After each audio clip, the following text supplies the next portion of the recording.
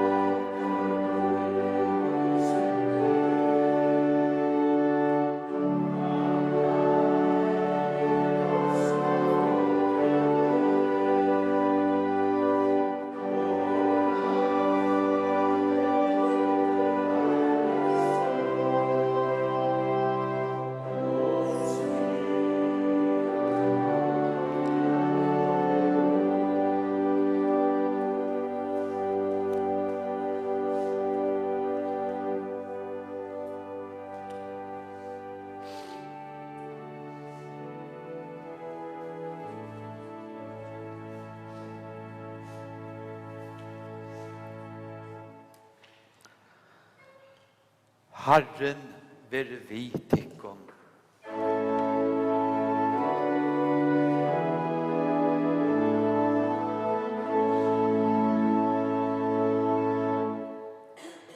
Og lært noen ødel bia.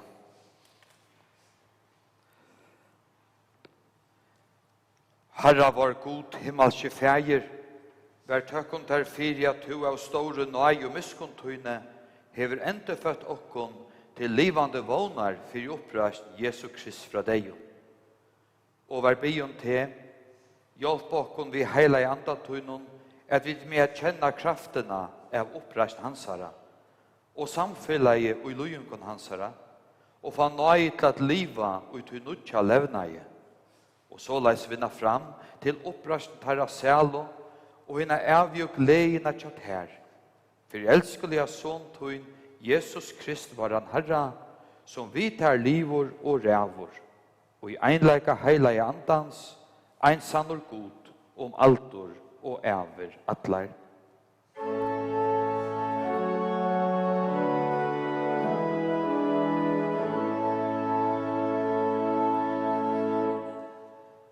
Og hesen heila i lestere skriva vi i fyrra Petersbrevet, første kapittel, versene 9-8.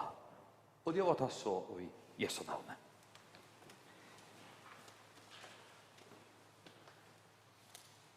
Lova vår være god og fægir vårs Herra Jesu Krist, som etter mikle miskunnsyne hever enda født okkon til livande vånar, fyri oppreist Jesu Krist fra deg. Til en oforgåndkjeliga og ospittleliga og ofallande arv som gømter i himmelen til tikkara. Tid som i Guds kraft vera varvate vid trunne til det frelso, som lio av oppenbera ut av det sørste tøyene. Som tid skulle feknast ta tid nu en av skamma stund, så skal vera, kjenna harm og i mångon innsån røynton. 4. At det kan ha røynta trygg, som negv dyrmætare enn et forgåndkjelja godle, som tover røynt i elde, må være funnet til lås og dårdar og heiers og i oppenbering Jesu Krist. Han, som dit ikke hava seg, men ta elska. Han som tid, ta dit ikke nu hava han for eiotikkara, ta trygg for han. Skulle feknast vi åsigeligere og dyrmettare glede, ta det noe måle for tryggtikkara, frels og salana. Amen. Og så synes jeg vi nummer 11 og i salmabåtsene. Nummer 11.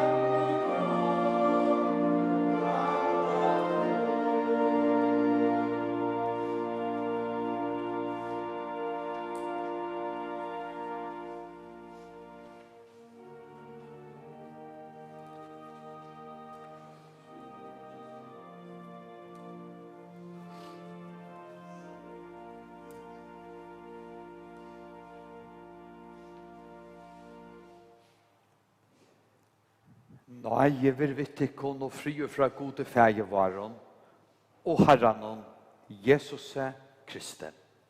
Amen. Lät nokon be sammen.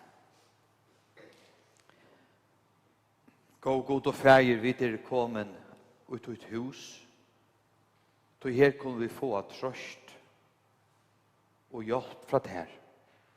Takk at du har sagt at om vi er tvei til å tro sammen ut i navnet Jesus, så er du midt i midten okkara. Og vi er flere enn tro. Vi er ikke negv, men vi ber om sikning over okkom fave som møtt her i kyrkjene, så som omstøvnar og ber om sikning over alt deg som sitter og loja av og fylkja vi her heima. Vil du tjå okkom og trøsta og styrk til deg som du sitter etter i sorg. Amen.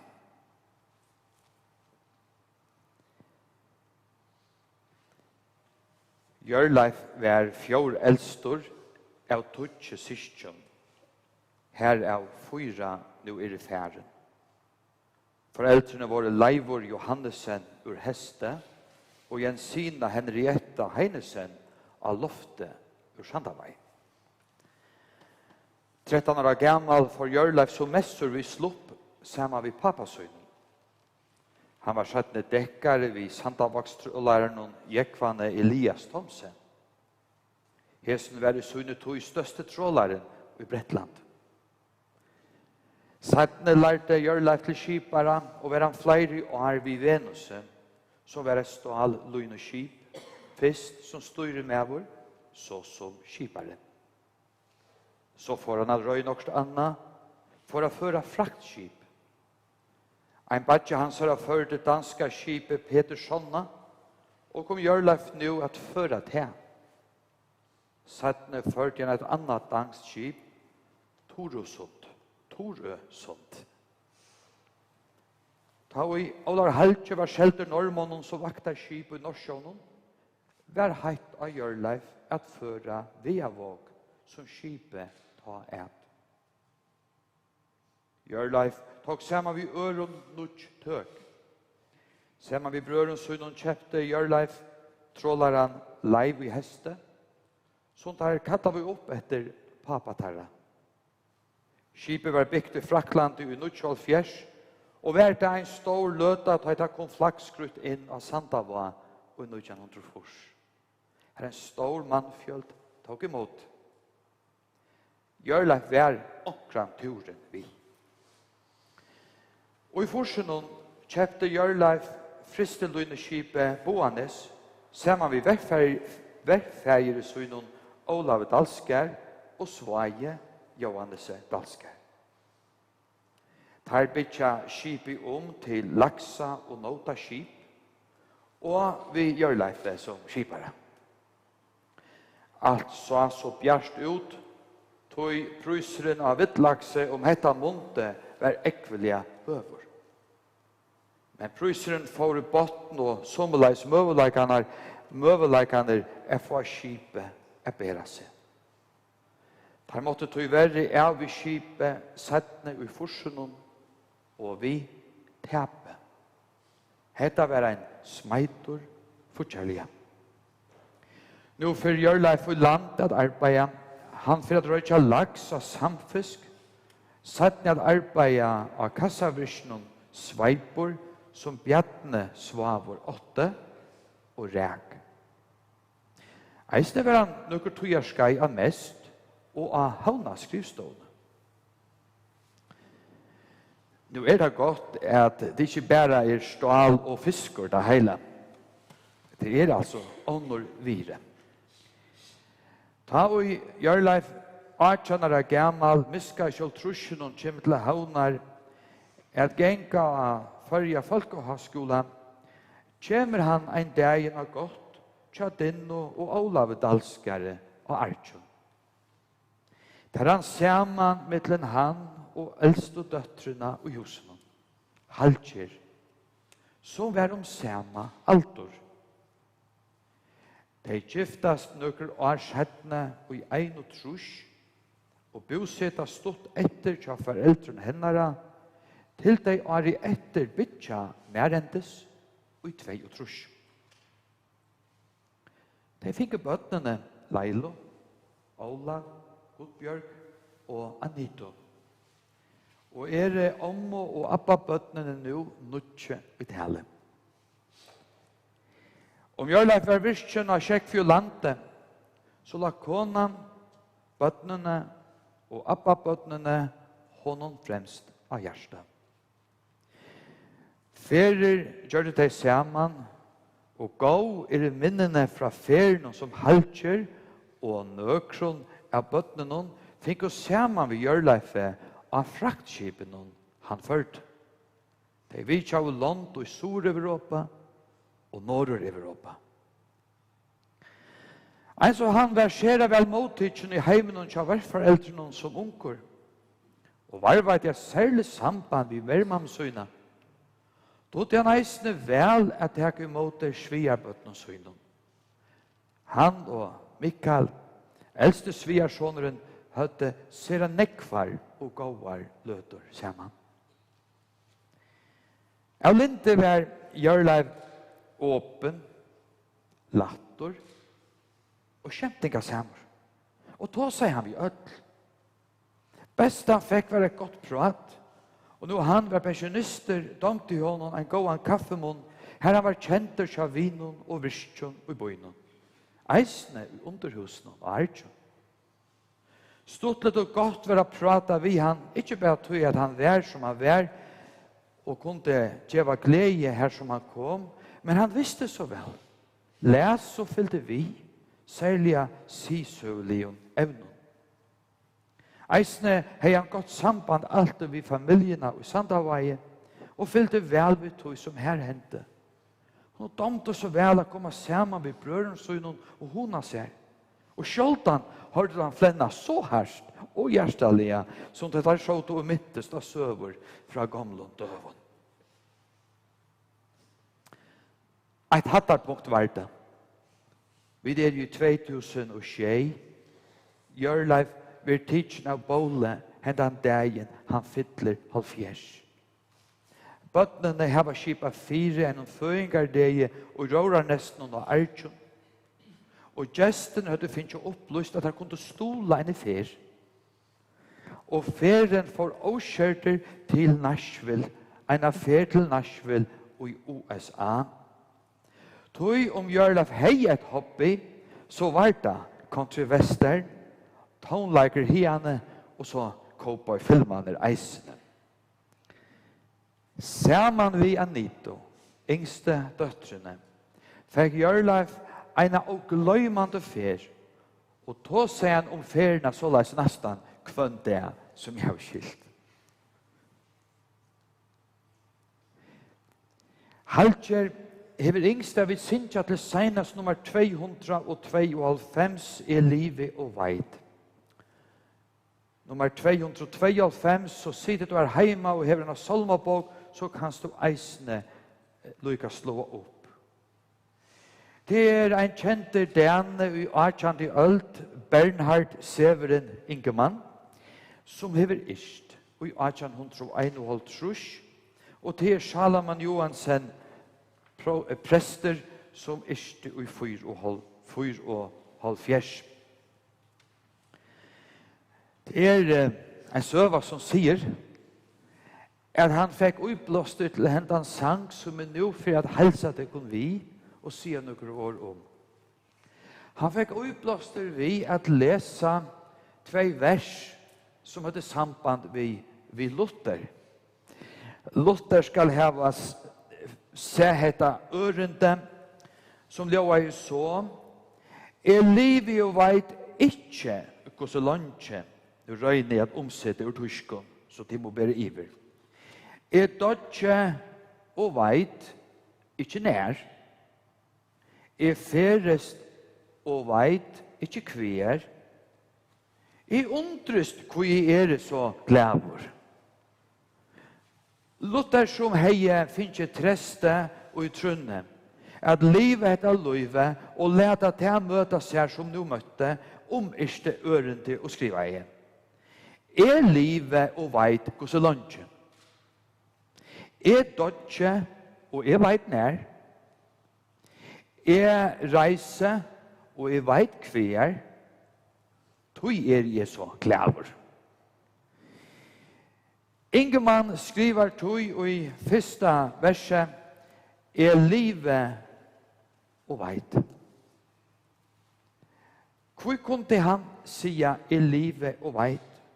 Jo, vi jo Guds hånd. Vi ikke at helsa tikkun som i her verand. Og tikkun som fylkja vi her heima. Og i trunja Jesus vi unga ærastane enn i Guds hånd. Varst du til, så varst du til avkjerrande. Og til ter, og til mer no mykje. Gås lunche jo, livet og vante til kattlande rest. Det er en rest som kommer kattla og det er tydelig. Ta veit det. Livet her som en gestur nemlig, bare en stotta frest som Ingemann syngur. Vi utlendingar og i sånn heime, det ikke okkara verande stavur. Vi pøylagrymar av ved til et nytt Jerusalem. Tøyen stått. Livet, sier Ingemann, vi stotta frest. Som vi har tått så om. Det så korsig at det møttes alltid. Og så vi langt her. Det så stått i grunnene. Til nær, jo, til fægeren badne heimkattlar. Jeg kunne vite at jeg i Guds hånd, at jeg i hans rabatt. Det det største vi kunne få lot ui. Sattna ørende. Dodge, at han tog som at livet, sier han, dodge. Og jeg vet hva en tøyma det Det så som stunden lia. Dodge at Herren til fullnar alt gjør. Mot liv vi øren ikke en tilvilt. Men hva skal det en gudsvilt. Og det var slutt. At trykva av tilviltene og at trykva av gudsviltene. Og vi skulle halde oss til at det her åra spille. Dodge ta degen ei øtta ber og ønske med langur kan rea. At dirve hever Ingemann så trykven kan gjeva eisni okkon. Ingemann tror at Jesus kan hjelpe okkon ta i vid øttast, du tar gjerra vid, og ta i vid riast, du tar gjerra vid eisene. 3 ørende, ferdig og veit, hva varst du? Hver ferien ber til? Hon ber til Guds evige rydtje, ikke Ingemann. Fægir okkara himne, han kallar okkar en dag vi heila i andanon, ja, andana fægir med henta her vil. Og kviar hentar god okkon til landet her skilnavur ikkje til, og sal, ei fra sal, bostor vujtjer. Og så vi til koronatøyene, og hesseløtene og hessondene. Skilnaver i mittelmennesker i det. Vi får ikke løyve at sita som svaler skjermen. Det er en dæver og en stæver, og sval ei fra sval bostor vujtjer. Det vi ikke skulle fære fra hver øre. Men vi sammen. Vi øttast, og vi reast. Politikere og laknar og vissendamenn gjør sitt aller besta, men tar kunne ikke gjev okkon hetta. Hesa luita leise tilverina. Du vet, ikke og gjennom fullkomnen heime. Men vi vanta ein. 4 ørende i livet. Og Herren sæla mer skriver han. I livet, ja. Men i har vi en sæle, i etne samer og glæver. Men i her. Dodge, men vet i livet. I livet har gleden av øtlån ber. Paulus hei etta året til de kristne i Filippi glede til kunne herren om alt og da skriver han til folk som var i lojing.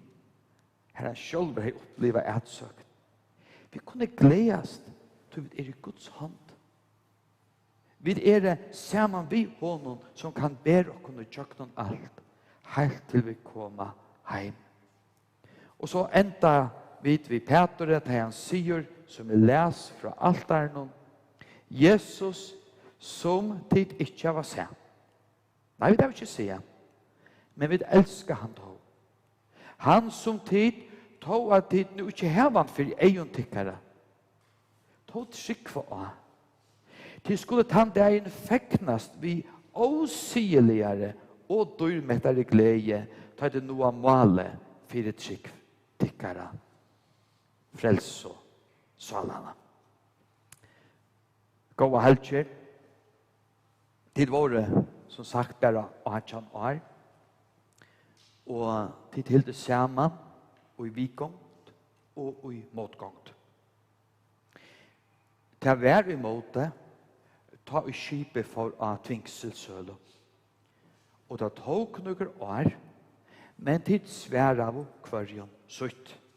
Tid megna av det samme, og vi Guds hjelp. Og det er sannelig eisende være vi og i livet tikkere. Det er varst to, og det er vita til det kære. Og her som Jørleif ligger, her ligger han eisende ved en mynd, som han, vitande om at han var blivet veikor, yngste at heva av hjertet. Det er til kærleik. Og gå til bød og appa bød. Det er en gåan pappa. Og det er en gåan appa. Og det er en gåan bror. Og det er en gåan vin og arbeidsfellav. Jeg vet at pappa tykker jeg er så stolt av tykker. Bødnen og appa bødnen. Han tog seg om tykker. Tid var det hans herre Jim Steiner. Og jeg vet eisene hvordan nek han heia tøya fyrir tykker. Så Jørleif elsker jeg tykker. Og tid elsker han. Beste minnene heva tid sammen vi honom og sammen hver vi øren. Tenk om vi takkar gode fire jeg vet eia for en annan. Til senast, det beste er ikke stål og arbeid. Men det er de mennesker vi finner liv og liv sammen vi. Og den god som skapte oss og lovet jeg vil sammen vi oss og i livet og i deg. Lät noen leva sammen med Jesus og hadde fast ved til vån. Vi tar vån vid eia og i honom. Vi tøk og vi viring. Vilja vi hesson åren lysa fri i minne om Jørleif Johannesen av loftet. Lät noen vi er sammen. Livet og veit. Men vi har ikke sett til Jesus, og vi er ikke kommet hjem enn. Men gjev du okkon utrunne, hesa visso, at du erst. At du et år helder, at vi liva ikke ensamhet, vi dodja ikke eina, men du har lova okkon, evige sælo, og du kom vi nu, og i sorgene, eisne glede sammen. Vi takkar for Jørleif, vi takkar der for alt det som han vær, og alt det som han gav. Og vi legger han og okkon ødel, og i tøyner hender. Amen. Så vil jeg ta Magne Kristiansen og en annan Bernhard Petersen, synsja og spela. Og skal jeg opplyse at dette er en country-western, men en god country-western. Ynglingssankeren tja Jørleif. Kjærsvær.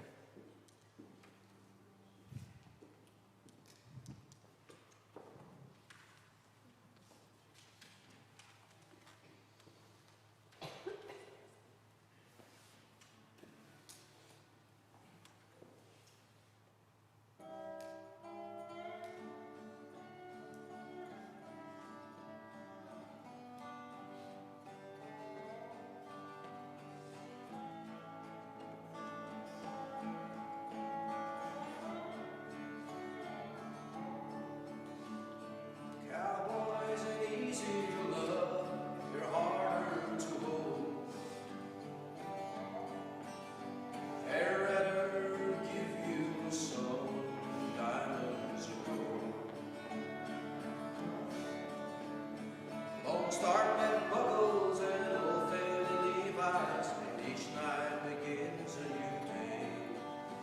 If you don't understand him, then don't lie young, probably just right away. Mama, don't let your babies grow up to be cowboys. Don't let them pick guitars or drive old trucks. Let them be doctors and lawyers and such. Mama, don't let your babies grow up to be cowboys. They'll never stay home and they're always alone, even with someone they love. Cowboys like Smokey up Blue Rose and Clear Mountain mornings. Little war puppies and children and girls in the night. And let them know him one like him, and then they do sometimes won't know to take. He ain't wrong, he's just different from right and left. Let's make things as right. Mama, don't let your babies grow up to be cowboys. Don't let them pick guitars and drive them old trucks. Let them be doctors and lawyers and such. Mama, don't let your babies grow up to be cowboys. They'll never stay home and they're always alone, even with someone they love. Mama, don't let your babies grow up to be cowboys. Don't let them pick guitars and drive them old trucks. Let them be doctors and lawyers and such. Mama, don't let your babies grow up to be cowboys. They'll never stay home and they're always alone, even with someone they love.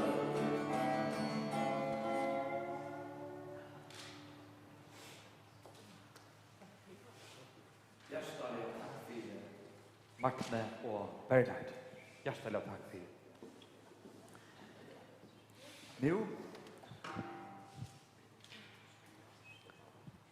Nu blir det eldsta døtteren til Jørleife, Laila, som kommer at sige noen år. Gjør så vel.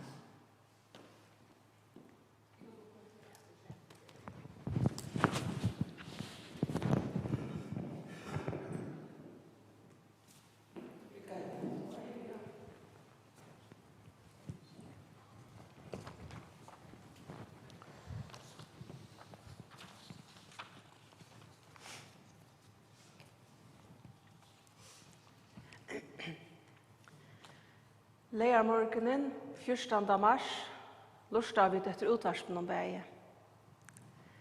Pappa, jeg visst onka løti og at du hørte alt. Men tog ni ei og søtte det ikke. Du var så måur, elska i okkara. Tog ni ei og orska og ikke at være åpen. Blåtøpperen og gjør de innras mig og nottna, hei sindra til en orvakna og gløgga heila. Møyen vann. Tu la hett og godt. Badlavor vi utsynne iver at hei faller rei og husene av bakka gøtt og skjei. Vi utsynne iver sandagjer, her til åtte mengar gongkoturanar, vi bøttnum, anså ta må forbeint og at han atar. Årsens heit og solstral og lustig ate, elskar jeg okkara atjer. Alt medan barur av lækjene sang fyri okkon sitt egna lea, livsins danser.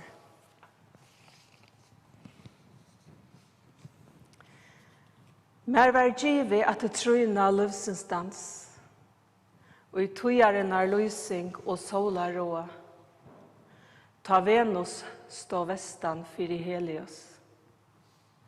Ta morgonstjøtnan skikte og i sækleis og eion. Mer var givet at trøyna dans vi ter, tullige av lufsens solarbreit. To stevi skifter en så skuilofte, som norskjøtnan nå lyser opp hjärsta og sinn. Takk mine hånd, halt henne nu, og to, dansa lufsens dans. Brått stendur Venus estan Helios, og danseren nådder grævar bakka. Lufsens skuiming syngur attan sång, gave ta skitjer kveldstjøtnan skær, og i vånrygare sal. Takk mine hånd, halt henne nu, og to, dansa lufsens dans, eia henta chans, og to. Så kom vi så lengt, pappa. Klokkan blev 01.36. Nottena til sunnedagen. Med Venus stod estan Helios, nådde tøyn dansor grævar bakka. Omstøvnar leidde til at gjerraferien tja pappa blev såleis som vit, og tid og hitja av netunon nå oppleve henne. Der kjenner vi ødel alt og vel. Omstøvnar har først okkon ødel og en sorg, som blev som torsturer for mamma. Alt hon ville gjøre for sin elskede Jørleif, men ikke slapp. Ein hor 4 og åndor etter blev stångt.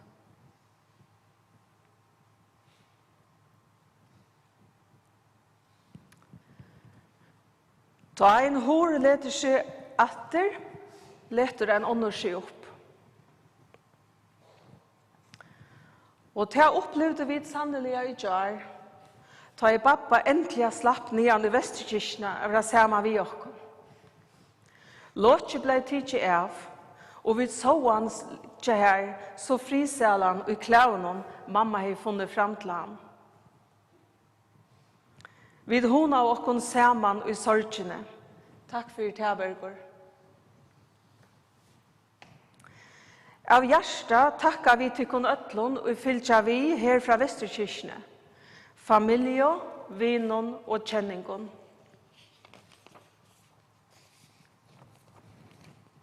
Och vi tar till kvärt. Ta vara bättre. Och ta en affär. Inskyldigt 26 juni. Vire minningarhalt och sakka erve och Jørleifsa anta.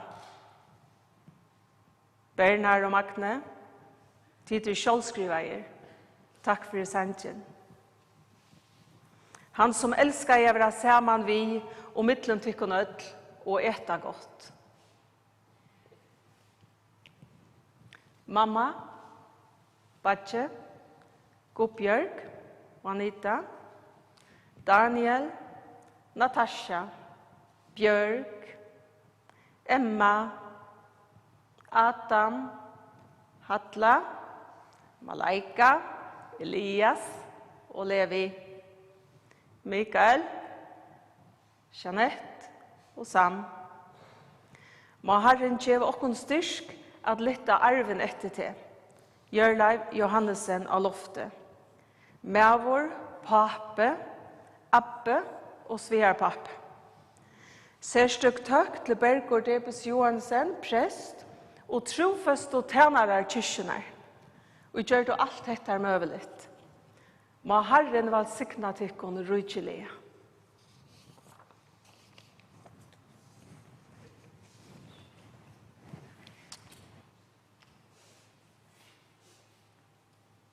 Takk for Leia. Takk for helsanna. Godt og vækert. Nå færer vi til å høre en av rødda træet. Det var døtteren, og nå er det en abba-døtter. Og det er Bjørg, som i Sverige har sunnet inn En av kjentasta i Norrlondon svenska, nemlig Hvem kan segla? Og skulle vi høyra henne synja nu. Vem kan segla förutan vind? Vem kan rå utan åror? Vem kan skiljas från vännen sin utan att fälla tårar? Jag kan segla förutan vind, jag kan rå utan åror, men ej skiljas från appan min utan att fälla tårar.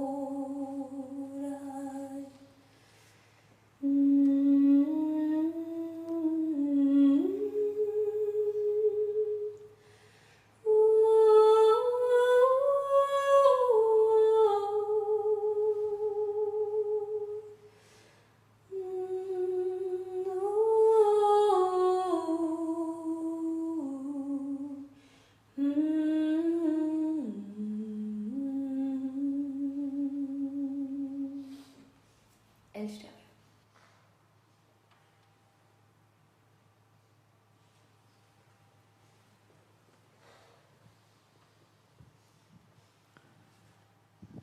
Vem kan skiljas från vännen sin utan att fälla tårar?